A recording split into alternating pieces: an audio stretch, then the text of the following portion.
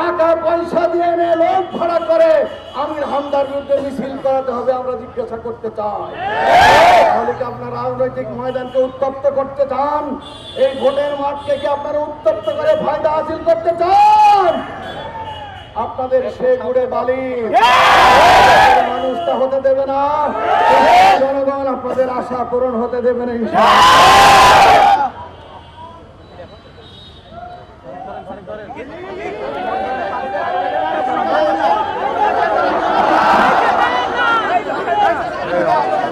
দর্শক এই মুহূর্তে দেখছি আমরা আসলে উনি